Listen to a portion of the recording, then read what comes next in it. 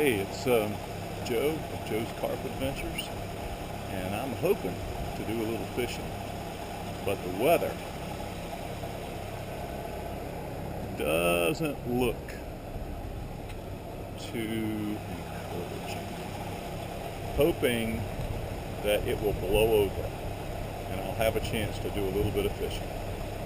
We'll see what happens. And of course, this is the view as soon as I get in my car. This is what we're looking at.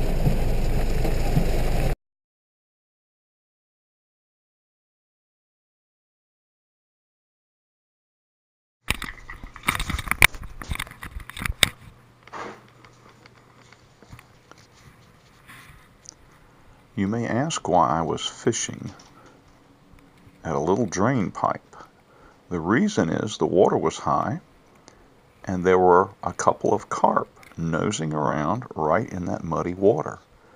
It was perfect because they couldn't see me. Now, if you look, you'll see that carp's tail just to the left of my rod tip. Just see it break the surface. He's in there nosing around in that grass, and there are others swimming in the middle. Something's messing with my line. Getting ready. Whoops, missed it. Back to the drawing board. Time to rebait.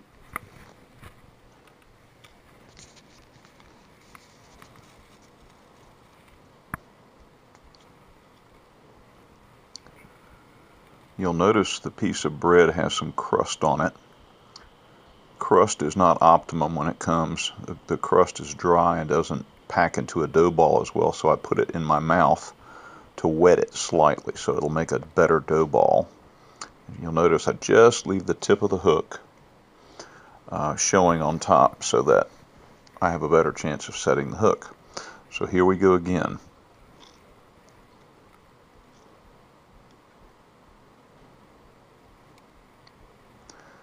Now you're going to see me pause here and not cast immediately, and the reason why is because I wasn't sure I hadn't spooked all of the carp out of that little area when I tried to set the hook before.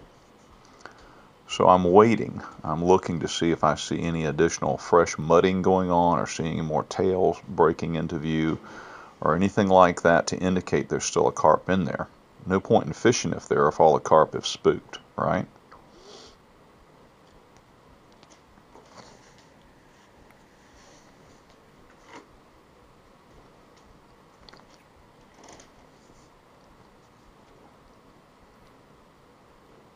Still looking for carp signs.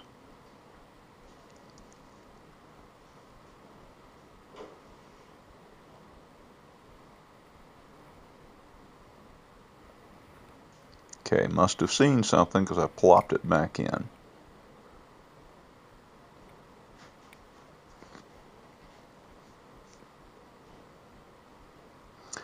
As you can see, stalking requires some amount of patience. You know there are fish in there, you know they're feeding, and you know your bait's in position for them to get it. But sometimes you just have to wait for them to find it. That's what's going on here.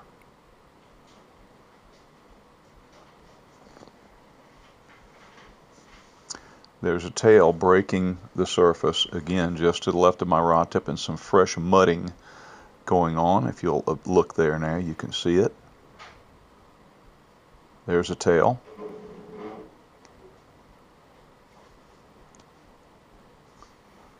Get ready.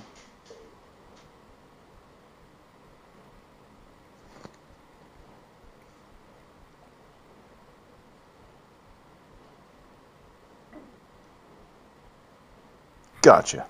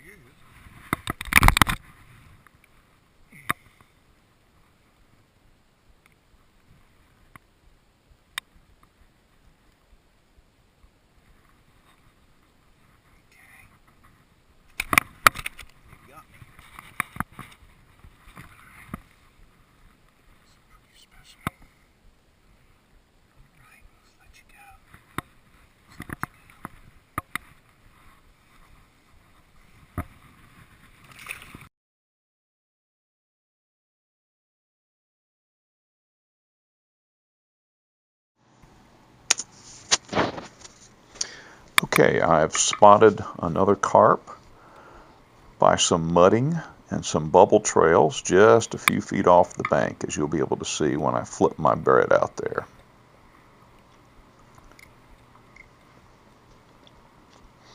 And now the waiting game commences.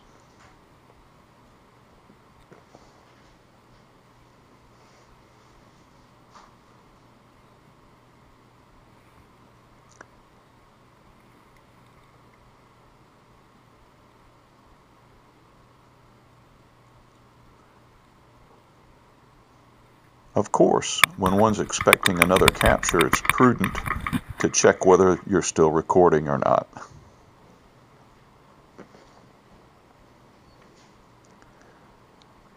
This is again an illustration of the patience that's required when you're freelining or stalking. If you think this requires patience, consider that many times when you're Euro-style fishing, you have to wait not minutes, but hours before you get a bite.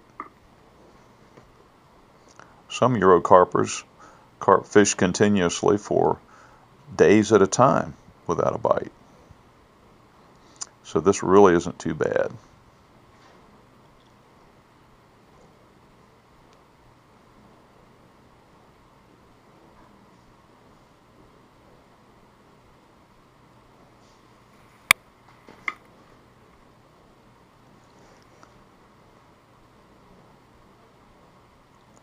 Alright, coming up in about 5 seconds, if you look carefully, you'll see my line take off. And that's when the fun begins. Here we go. Bam. Fish on.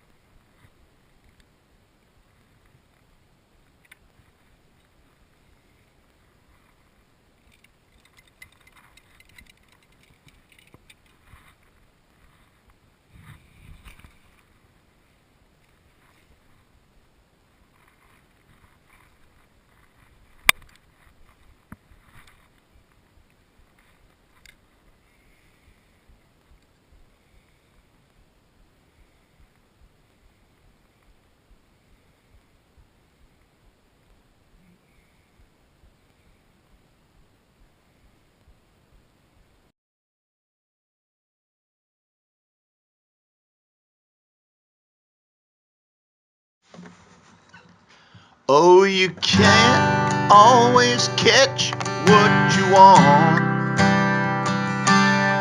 You can't always catch what you want.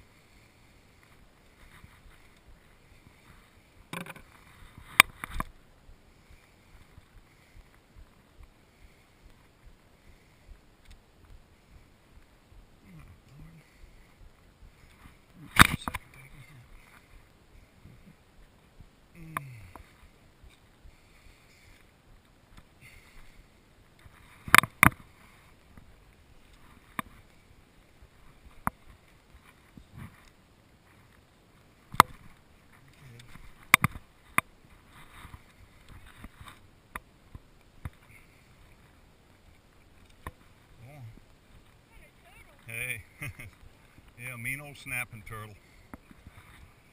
Oh yeah, I caught one about 20 some pounds over by the bridge one day.